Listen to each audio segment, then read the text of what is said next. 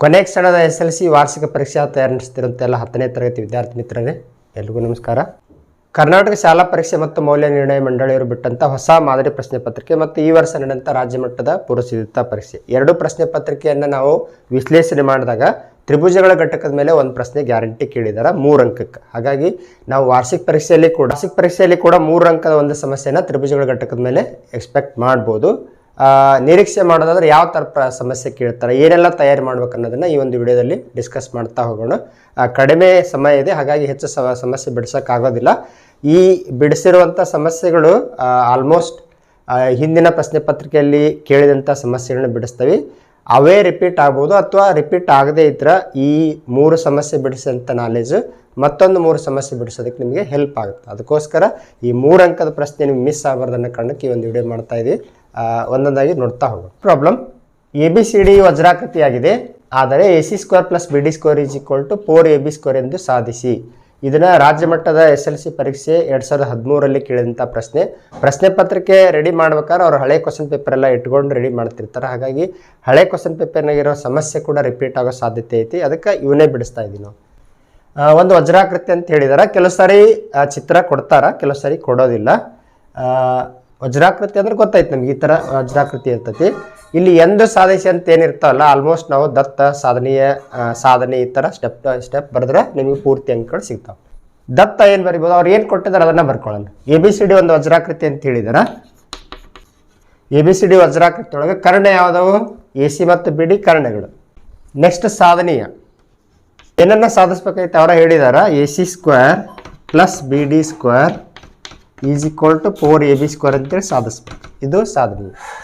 Next ಸಾಧನೆ ಭಾಳ simple ಐತಿ. ಇಲ್ಲಿ ನೋಡಿ, ಇಲ್ಲಿ ಕರ್ಣಗಳು ಪರಸ್ಪರ ಲಂಬವಾಗಿ ಅರ್ಧಿಸ್ತಾವೆ. ಇಲ್ಲಿ ವಜ್ರಾಕೃತಿಯಲ್ಲಿ ಆ ಕಾನ್ಸೆಪ್ಟ್ ನಮ್ಗೆ ಗೊತ್ತಿರ್ಬೇಕು. ವಜ್ರಾಕೃತಿಯ ಗುಣಲಕ್ಷಣ ಏನಂದ್ರೆ ಕರ್ಣಗಳು ಪರಸ್ಪರ ಲಂಬವಾಗಿ ಅರ್ಧಿಸ್ತಾವೆ. ಹಾಗಾಗಿ ತ್ರಿಭುಜ AOBದಲ್ಲಿ ಯಾವ ಕೋನ 90 ಡಿಗ್ರಿ ಐತಿ? ಕೋನ AOB 90 ಡಿಗ್ರಿ. ಪೈಥಾಗರಸ್ ಪ್ರಮೇಯದ ಪ್ರಕಾರ ಏನು ಬರಿಬೋದು ನಾವು? ವಿಕರ್ಣದ ಮೇಲಿನ ವರ್ಗ AB² = ಎರಡು ಬಾಹು ಯಾವ? AO² + BO². AB² as it is ಬರೆಯೋಣ. ನಮಗೆ ಉತ್ತರ ಇನ್ ಟರ್ಮ್ಸ್ ಆಫ್ AC ಮತ್ತು BD ರೂಪದ ಬೇಕಾಗೈತಿ. ಹಾಗಾಗಿ ಇಲ್ಲಿ AO ಅನ್ನು ನಾವು AC ರೂಪದ ಬರೆಯೋಕ್ಕೆ ಸಾಧ್ಯತೆ ಐತನ್ನ ಥಿಂಕ್ ಮಾಡ್ಬೇಕು. BO ಅನ್ನು BD ರೂಪದ ಬರೆಯೋಕ್ಕೆ ಸಾಧ್ಯತೆ ಐತನ್ನ ಥಿಂಕ್ ಮಾಡ್ಬೇಕು. AO ಅಂದ್ರೆ ಏನಾಗುತ್ತೆ ನೋಡ್ರಿ, ವಜ್ರಾಕೃತಿನೂ ಕೂಡ ಒಂದು ಸಮಾಂತರ ಚತುರ್ಭುಜ ಆಗಿರೋದ್ರಿಂದ ಕರ್ಣಗಳು ಪರಸ್ಪರ ಅರ್ಧಿಸ್ತವೆ. ಅಂದ್ರೆ AO = OC ಆಗಿರ್ತೈತಿ, ಅಥವಾ AO AC ಅರ್ಧ ಇರ್ತೈತಿ, OC ಕೂಡ AC ಅರ್ಧ ಇರ್ತೈತಿ, BO ಕೂಡ BD ಅರ್ಧ ಇರ್ತೈತಿ. ಹಾಗಾಗಿ ನಾವು AO ಇದ್ದಲ್ಲಿ ಏನು ಬರಿಬೋದು? 1/2 AC ಅಂತ ಬರಿಬೋದು. 1/2 AC ಅಂತ ಬರಿಬೋದು ಸ್ಕ್ವೇರ್. BO ಅಂದ್ರೆ ಅದೇ ಥರ 1/2 BD. ಹಾಗೆ ಆಸ್ ಇಟ್ ಈಸ್ AB². ಇದನ್ನು ಸುಲಭೀಕರಿಸೋಣ. 1/2 AC ಅನ್ನು 2 ಸಾರಿ ಇಟ್ಕೊಂಡಿಸಿ 1/4 AC². ಇದು 1/4 BD². 1/4 ಕಾಮನ್ ತೆಗೆಯೋಣ. AB² as it is 1/4 common ತೆಗೆದ್ರೆ ಇಲ್ಲೇನು ಉಳಿತು? AC² + BD². ಈ 4 ಇಲ್ಲಿ ಭಾಗಿಸ್ತೈತಿ, ಈ ಕಡೆ ಕಳಿಸಿ ಗುಣಿಸ್ತೈತಿ. ಅದನ್ನು ನಾವು ಸರಿಪಡಿಸಿ ಬರೆಯೋದಾದ್ರೆ ಡೈರೆಕ್ಟ್ AC² + BD². ಈ 4 ಇಲ್ಲಿ ಭಾಗಿಸ್ತೈತಿ, ಈ ಕಡೆ ಕಳಿಸಿ ಗುಣಿಸ್ತೈತಿ. 4AB² ನೋಡ್ರಿ, ಎಷ್ಟು ಸಿಂಪಲ್ ಆಗಿ ನೀವು 3 ಅಂಕ ತಗೋಬೋದಾಗಿತ್ತು. ಹಾಗಾಗಿ ಇಲ್ಲಿ ಪೈಥಾಗರಸ್ ಪ್ರಮೇಯ ಅಪ್ಲೈ ಮಾಡಿಕೊಂಡು ಸಮಸ್ಯೆ ಬಿಡಿಸ್ಬೇಕು. ಸೆಕೆಂಡ್ ಪ್ರಾಬ್ಲಮ್ ನೋಡ್ರಿ. ABC ಒಂದು ಲಂಬಕೋನ ತ್ರಿಭುಜವಾಗಿದ್ದು ಕೋನ C 90 ಡಿಗ್ರಿ ಆಗಿದೆ. ಇಲ್ಲಿ BC = A ಅಂತ ಹೇಳಿದಾರೆ. Next AC = B. AC ಅಂದ್ರೆ B. CD ABಗೆ ಲಂಬವಾಗಿದೆ ಮತ್ತು CD = P ಅಂತ ಹೇಳಿದ್ದಾರೆ. CD ಅಂದ್ರೆ P. ಆದರೆ 1/P² = 1/A² + 1/B² ಎಂದು ಸಾಧಿಸಿ. ರಾಜ್ಯ ಮಟ್ಟದ SLC ಪರೀಕ್ಷೆ 2015ರಲ್ಲಿ ಕೇಳಿದಂಥ ಪ್ರಶ್ನೆ. ಬಹುತೇಕ ಈ ಥರದ್ದು ಕೇಳೋ ಸಾಧ್ಯತೆಗಳಿದಾವೆ. ನೋಡಿ ಎಷ್ಟು ಸಿಂಪಲ್ ಆಗಿ ಬಿಡಿಸ್ಬೋದು ಅಂದ್ರೆ ಇದನ್ನ. ಇಲ್ಲಿ 3 ರೂಲ್ ಗೊತ್ತಿರ್ಬೇಕು ನಿಮಗೆ. 2.5 ಒಳಗೆ 3rd ಮೇನ್ ಕ್ವಶನ್ ಐತಲ್ಲ, ಅದನ್ನ ಚೆನ್ನಾಗಿ ಪ್ರಾಕ್ಟೀಸ್ ಮಾಡ್ರಿ. ಅದ್ರ ಬೇಸ್ ಮೇಲೆ ಕೇಳೋ ಸಾಧ್ಯತೆ ಐತಿ. CD² ತಗೊಳ್ಳೋಣ ಫಸ್ಟ್. ಇದು CD² ಇಲ್ಲಿ ಯಾವ ಅಕ್ಷರ ಇಲ್ಲಿ ಯಾವ ಇರ್ತಾವೆ? AD × DB ಬರ್ಕೊಳ್ಳೋ. AD × DB. ಇದರ ಆಧಾರದ ಮೇಲೆ ನಾವು ಪ್ರಮೇಯ ಅಂತ ಬರೆದ್ರೆ ಸಾಕು. ಪ್ರಮೇಯ 2.7 ಪ್ರಕಾರ ಒಂದು ಲಂಬಕೋನ ತ್ರಿಭುಜದಲ್ಲಿ ಲಂಬಕೋನ ಸರಂಗದಿಂದ ವಿಕರ್ಣಕ್ಕೆ ಎಳೆದ ಲಂಬವು ವಿಭಾಗಿಸುವ ಎರಡು ತ್ರಿಭುಜಗಳು ಪರಸ್ಪರ ಸಮರೂಪ ಇರ್ತಾವೆ ಮತ್ತು ದತ್ತ ತ್ರಿಭುಜಕ್ಕೆ ಸಮರೂಪ ಇರ್ತಾವೆ. ಹಾಗಾಗಿ ಆ ಎರಡು ಸಮರೂಪ ತ್ರಿಭುಜಗಳ ಅನುರೂಪ ಭಾವಗಳ ಅನುಪಾತ ತಗೊಂಡಾಗ ನಮಗೆ ಆ ಕಡೆ ಈ ಕಡೆ ಕಳಿಸಿದಾಗ CD² = AD × DB ಬರ್ತೈತಿ. ಡೈರೆಕ್ಟಾಗಿ ಬರ್ದಿದ್ದೀವಿ. ಇಲ್ಲಿ ಯಾವ್ದು ಇರ್ತೈತಿ, this² this into this ಒಂದೇ ರೂಲ್ ಅದು. ಇಲ್ಲಿ CD ಅಂದ್ರೆ P ಐತಿ, P² = AD × DB as it is ಬರೆಯೋಣ. ಇದನ್ನು ಸಮೀಕರಣ 1 ನಾನು. ನೆಕ್ಸ್ಟ್ ಇದನ್ನು ತಗೊಳ್ಳೋಣ. ಈಗ ಇಲ್ಲಿ ಯಾವ್ದಾರ ಇರಲಿ, ಇದು BC ಇರಲಿ DE ಇರಲಿ ಏನು ಬೇಕಾದಿರಲಿ, this² CB² = ಇದು ಏನಂದ್ರೆ ಇದು ಟೋಟಲ್ ಇರುತ್ತಲ್ಲ ವಿಕರ್ಣ AB ಇಂಟು ಈ ತ್ರಿಭುಜದೊಳಗೆ ಯಾವ್ದೈತಿ BD DB. ಇಲ್ಲಿ ನಾವು CB ಅಂದ್ರೆ A² AB ಇಂಟು DB. ನಮಗೆ ರೆಸಿಪ್ರೋಕಲ್ ತಗೊಳ್ಳೋಣ, ಯಾಕಂದ್ರೆ ಇದು ಉತ್ಕ್ರಮ ತೆಗೆದುಕೊಂಡಾಗ ಉತ್ತರ ಬರ್ತೈತಿ. ಉತ್ಕ್ರಮ ತೆಗೆದುಕೊಳ್ಳಲಾಗಿ ಉತ್ಕ್ರಮ ತಗೊಂಡ್ರೆ ಏನಾಯ್ತದೆ, 1/A² = 1/AB ಇಂಟು DB ಅಥವಾ BD ಅಂತಲೂ ಬರಿಬೋದು. ಇದನ್ನು ಸಮೀಕರಣ 2. ಥರ್ಡ್ ರೂಲ್ ಏನಂದ್ರೆ this² AC² = AB ಇಂಟು ಈ ತ್ರಿಭುಜದೊಳಗೆ ಇದೈತಿ AB ಇಂಟು AD. AC ಅಂದ್ರೆ ಏನು ಹೇಳಿದಾರ, B ಅಂತ ಹೇಳಿದಾರ. ಹಾಗಾಗಿ B² = AB ಇಂಟು AD. ಉತ್ತರ ಏನು ಬರೆಸ್ಬೇಕು ಅನ್ನೋದ್ರ ಕಡೆ ಗಮನ ಇರಬೇಕು. 1/B² ಬರೆಸ್ಬೇಕಲ್ಲ, ಹಾಗಾಗಿ ಇದನ್ನು ಕೂಡ ಉತ್ಕ್ರಮ ತಗೊಳ್ಳೋಣ. ಅಂದ್ರೆ 1/B² = 1/AB ಇಂಟು AD. ಛೇದ ಏನಿಲ್ಲ ಅಂದ್ರೆ ಒಂದಿರ್ತೈತಿ, ಛೇದ ಮೇಲೆ ಅವಶ್ಯ ಕೆಳಬರೆದ್ರೆ ಉತ್ಕ್ರಮ ಅಂತ ಕರಿತೇವೆ ನಾವು. ಇದನ್ನು ಸಮೀಕರಣ 3. ಈಗ ನಾವೇನು ಮಾಡೋಣ ಅಂದ್ರೆ ಎರಡನೇ ಸಮೀಕರಣ ಮೂರನೇ ಸಮೀಕರಣ ಕೂಡ್ಸೋಣ. 1, 2 ಯಾಕೆ ಕೂಡಿಸ್ಲಿಲ್ಲ, 2, 3 ಯಾಕೆ ಕೂಡ್ಸಾಗುತ್ತೆ, ನಾವು ಉತ್ತರ ಬರೆಸೋದ ಕಡೆ ಗಮನ ಇರ್ಬೇಕು. ನಮಗೆ ಲಾಜಿಕಲ್ ಪ್ರೂಫ್ ಇದು. 1/A² + 1/B² ಬರ್ಬೇಕಲ್ಲ. ಇಲ್ಲಿ 1/A² ಐತಿ, ಇಲ್ಲಿ 1/B² ಐತಿ. ಎರಡು ಸಮೀಕರಣ ಕೂಡಿಸ್ಬಿಟ್ರೆ 1/A² + 1/B² ಬರ್ತದೆ. ಸಮೀಕರಣ ಕೂಡಿಸೋದಂದ್ರೇನು, ಎಡಭಾಗ ಜೊತೆ ಬಲಭಾಗ ಜೊತೆ. ಆ ಸಮೀಕರಣ 2 ಮತ್ತು 3 ಕೂಡಿಸಲಾಗಿ ಎಡಭಾಗ 1/A² + 1/B², ಇದರ ಬಲಭಾಗ 1/AB into DB plus 1/AB into AD. ಸುಲಭೀಕರಿಸ್ತಾ ಹೋಗೋಣ. ಇಲ್ಲಿ 1/AB ಕಾಮನ್ ತೆಗೆಯೋಣ. 1/AB ಕಾಮನ್ ತೆಗೆದ್ರೆ 1/DB ಉಳಿತು.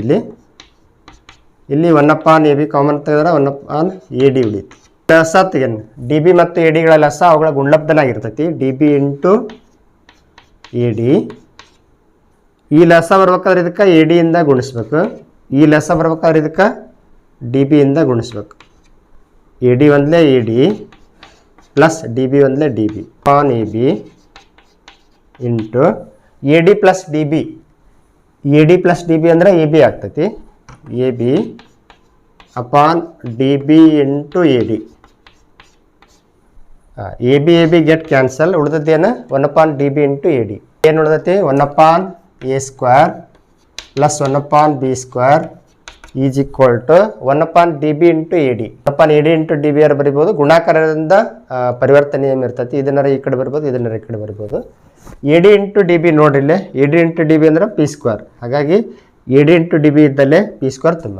ಸಮೀಕರಣ 1ರಿಂದ 1/A² plus 1/B² = 1/P². AD into DB ಅಂದ್ರೆ P². ಸುಲಭವಾಗಿ ನೀವು 3ಕ್ಕೆ 3 ಅಂಕ ತಗೋಬೋದು. BD² ಅಂದ್ರೆ ಹೆಂಗೆ ಬರೀತೀರಿ ನೀವು, BD² = AD ಇಂಟು DC. ಇದು ಒಂದನೇ ರೂಲು. ಇದ್ರ ಬೇಸ್ ಮೇಲೆ ಕೇಳ್ತಾರೆ. ಎರಡನೇ ರೂಲ್ ಏನು, BC² = ವಿಕರ್ಣ AC ಇಂಟು ಈ ತ್ರಿಭುಜದಾಗಿರೋದು DC. Next third rule AB² = ವಿಕರ್ಣ AC into ಇದರೊಳಗೆ ತ್ರಿಭುಜದಾಗಿರೋದು ಯಾವುದು, AD. ರೂಲ್ ನೆನ್ಪಿಟ್ಕೋರಿ, ಇದ್ರ ಬೇಸ್ ಮೇಲೆ ಕೇಳೋ ಸಾಧ್ಯತೆ. ಥರ್ಡ್ ಪ್ರಾಬ್ಲಮ್ ನೋಡ್ರಿ. ಸಂಭಾವ ತ್ರಿಭುಜ ABCಯಲ್ಲಿ AD perpendicular to BC, AD BCಗೆ ಲಂಬವಾಗಿ ಎಳೆದಿದೆ. ಆದರೆ AB² + CD² = π/4 AC² ಎಂದು ಸಾಧಿಸಿ. ಇದು ರಾಜ್ಯ ಮಟ್ಟದ SLC ಪರೀಕ್ಷೆ ಜೂನ್ 2015ರಲ್ಲಿ ಕೇಳಿದಂಥ ಪ್ರಶ್ನೆ. ದತ್ತಾಂಶ ಏನು ಕೊಟ್ಟಿದ್ದಾರೆ ಬರ್ಕೊಳ್ಳೋಣ. ಇದು ಎ ಬಿ ಸಿ ಸಂಭಾವ ತ್ರಿಭುಜ ಅಂತ ಹೇಳಿದಾರ. ಆದ್ದರಿಂದ ತ್ರಿಭುಜ ಎ ಬಿ ಸಿದಲ್ಲಿ ಸಂಭಾವ ತ್ರಿಭುಜ ಅಂದ್ರೆ 3 ಬಾಹು ಸಮ ಇರ್ತಾವೆ. A B is equal to B C is equal to A C. Next ಇನ್ನೊಂದು ದತ್ತ ಏನು, A D perpendicular to B C. ಸಾಧನೀಯ ಏನನ್ನ ಸಾಧಿಸ್ಬೇಕಾಗೈತಿ ಬರೀ ಅಂದ A B square plus E D square is equal to 5/4 A C square. ನೆಕ್ಸ್ಟಿಗೆ ಸಾಧನೆ. 2 ಲಂಬಕೋನ ತ್ರಿಭುಜ ಉಂಟಾಗ್ಯವು. 2 ಲಂಬಕೋನ ತ್ರಿಭುಜ ತಗೊಂಡು ಪ್ರತ್ಯೇಕವಾಗಿ ಪೈಥಾಗರಸ್ ಪ್ರಮೇಯ ಪ್ರಕಾರ ಸಮೀಕರಣ ಬರ್ಕೊಂಡು ಆ 2 ಸಮೀಕರಣ ಸುಲಭೀಕರಿಸಿಬಿಟ್ರೆ ನಮಗೆ ಬೇಕಾಗಿರೋ ಉತ್ತರ ಸಿಕ್ಬಿಡ್ತದೆ. ತ್ರಿಭುಜ ಎ ಬಿ ಡಿದಲ್ಲಿ ಯಾವ ಕೋನ್ 90 ಡಿಗ್ರಿ ಐತಿ, ಡಿ ಕೋನ್ ಅಂದ್ರೆ ಕೋನ್ A D B is to 90 degree. Pythagoras ಪ್ರಮೇಯ ಪ್ರಕಾರ ವಿಕರ್ಣದ ಮೇಲಿನ ವರ್ಗವು ಎ ಬಿ ಸ್ಕ್ವೇರ್, ಉಳಿದೆರಡು ಬಾಹುಗಳು ಯಾವುವು, A D square plus B D square. ಇದನ್ನು ಸಮೀಕರಣ 1 ಅನ್ನು. ನೆಕ್ಸ್ಟ್ ತ್ರಿಭುಜ ಎ ಡಿ ಸಿ ತಗೊಳ್ಳೋದು. ಪೈಥಾಗರಸ್ ಪ್ರಮೇಯ ಪ್ರಕಾರ ಏನಕ್ಕತಿ ವಿಕರ್ಣ ಮೇಲಿನ ವರ್ಗ ಅಂದರೆ A C square is equal to A D square plus D C square.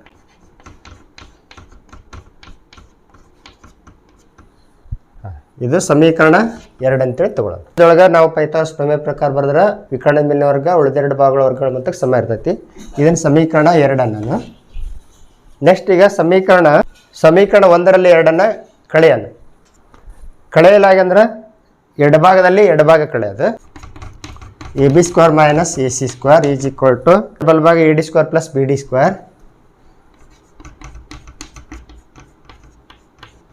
Minus bracket ಒಳಗೆ ಮೈನಸ್ ಆದಮೇಲೆ 2ನೇ ಸಮೀಕರಣ ಬಲಭಾಗ ದ್ವಿಪದ ಐತಿ, ಅದರಿಂದ ಬ್ರಾಕೆಟ್ನೇ ಬರೆಯೋದು ನಾವು. A D square plus D C square ಬಲಭಾಗ ಸುಲಭೀಕರಿಸೋಣ. A D square plus B D square ಇದು ಬ್ರಾಕೆಟ್ ಒಳಗಿನ ಪದಕ್ಕೆ ಚಿಹ್ನೆಯಿಂದ ಗುಣಿಸೋಣ. Minus into plus minus A D square minus into plus minus D C square ಅಥವಾ ಸಿ ಡಿ ಸ್ಕ್ವೇರ್. ಇಲ್ಲಿ A D square cancel ಆಯಿತು, plus A D square minus A D square cancel ಆಯಿತು. ಉಳಿದದ್ದೇನು ಈ ಎ ಬಿ ಸ್ಕ್ವೇರ್ ಇಲ್ಲೇ ಬರ್ಕೊಳ್ಳೋಣ. ಈ minus D C ಸ್ಕ್ವೇರ್ನ ಈ ಕಡೆ ಬಂದ್ರೆ ಪ್ಲಸ್ ಡಿ ಸಿ ಸ್ಕ್ವೇರ್ ಆಕೈತಿ. ಅದನ್ನು ನಾವು ಡಿ ಸಿ ಬದಲಿ ಸಿ ಡಿ ಸ್ಕ್ವೇರ್ ಅಂತ ಬರೆಯೋಣ. ಯಾಕಂದ್ರೆ ಉತ್ತರ ಏನು ಬರೆಸ್ಬೇಕು ಅದರ ಕಡೆ ಗಮನ ಇರ್ಬೇಕು. A B square plus C D square ಐತಿ. ಎ ಬಿ ಸ್ಕ್ವೇರ್ ಆಲ್ರೆಡಿ ಐತಿ ಇಲ್ಲಿ ಮೈನಸ್ ಡಿ ಸಿ ಅಂದ್ರೆ ಏನು, ಸಿ ಡಿ. ಇದನ್ನ ಈ ಕಡೆ ತೊಗೊಂಡ್ರೆ ಪ್ಲಸ್ ಡಿ ಸಿ ಸ್ಕ್ವೇರ್ ಅಥವಾ ಸಿ ಡಿ ಸ್ಕ್ವೇರ್. ಇಲ್ಲಿ ಏನೈತಿ ಆಲ್ರೆಡಿ ಬಿ ಡಿ ಸ್ಕ್ವೇರ್ ಐತಿ. ಈ ಮೈನಸ್ ಎ ಸಿ ಸ್ಕ್ವೇರ್ ಈ ಕಡೆ ಕಳಿಸಿದ್ರೆ ಪ್ಲಸ್ ಎ ಸಿ ಸ್ಕ್ವೇರ್ ಐತಿ. ಈಗ ಎಡಭಾಗ ಉತ್ತರ ಬಂತು, ಬಲಭಾಗ ಬರೆಸ್ಬೇಕಲ್ಲ. ಈಗ 5/4 A C square. A C square ಒಂದು ಐತಿ. ಬಿ ಡಿಯನ್ನು ಎ ಸಿ ರೂಪದಾಗ ಹೆಂಗೆ ಬರಿಬೋದು? ಬಿ ಡಿಯನ್ನು ಎ ಸಿ ರೂಪದಾಗ ಬರೋಕ್ಕಿಂತ ಮೊದಲು ಇದು ಸಂಭಾವ ತ್ರಿಭುಜದಲ್ಲಿ ಒಂದು ಶೃಂಗದಿಂದ ಒಂದು ಲಂಬ ಎಳೆದ್ರೆ ಪಾದವನ್ನು ಅರ್ಧಿಸ್ತೈತಿ. ಅದು ಹಾಗಾಗಿ B D is equal to D C ಇರ್ತೈತಿ. ಅಂದರೆ ಬಿ ಡಿ ಏನಾಯ್ತದೆ, ಬಿ ಸಿ ಅರ್ಧ ಆಯ್ತು. ಹಾಗಾಗಿ ನಾ ಬಿ ಡಿ ಅಂದ್ರೆ ಏನು ಬರ್ತೀವಿ, ಬಿ ಸಿ ಅಪಾನ್ 2 ಬರಿತೇನೆ. 1/2 ಬಿ ಸಿ ಅಂತ ಬರಿತೇನೆ. A C square as it is. Next ಇದನ್ನು ಸುಲಭೀಕರಿಸಿದ್ರೆ 1/4 ಬಿ ಸಿ ಸ್ಕ್ವೇರ್ ಆಯ್ತು, ಎ ಸಿ ಸ್ಕ್ವೇರ್. ಈ ಕಡೆ as it is A B square plus C D square. ಇಲ್ಲಿ ನಾ ಬಿ ಸಿ ಸ್ಕ್ವೇರ್ ಇದ್ದಲ್ಲಿ ಎ ಸಿ ಸ್ಕ್ವೇರ್ ತುಂಬ್ತಾನೆ.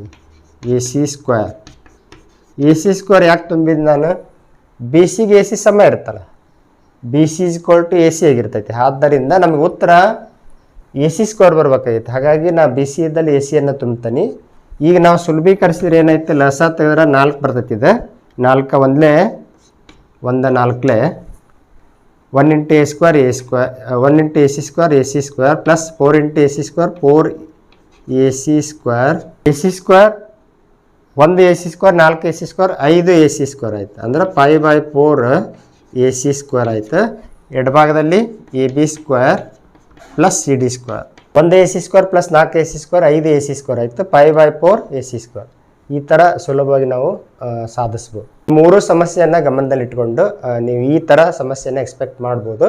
2.5 ಆಗಿರುವಂಥ ಸಮಸ್ಯೆ ಬಿಡಿಸ್ರಿ, 3 ಅಂಕ ಕೇಳೋ ಸಾಧ್ಯತೆ ಜಾಸ್ತಿ ಐತಿ. ಇವಿಷ್ಟನ್ನು ಪ್ರಾಕ್ಟೀಸ್ ಮಾಡಿರಿ, ಪರೀಕ್ಷೆಯಲ್ಲಿ ಅತಿ ಹೆಚ್ಚು ಅಂಕ ಗಳಿಸ್ರಿ ಅಂತ ಹೇಳ್ತಾ ಈ ಒಂದು ವಿಡಿಯೋನ ಮುಗಿಸ್ತಾ ಇದ್ವಿ. ಧನ್ಯವಾದಗಳು.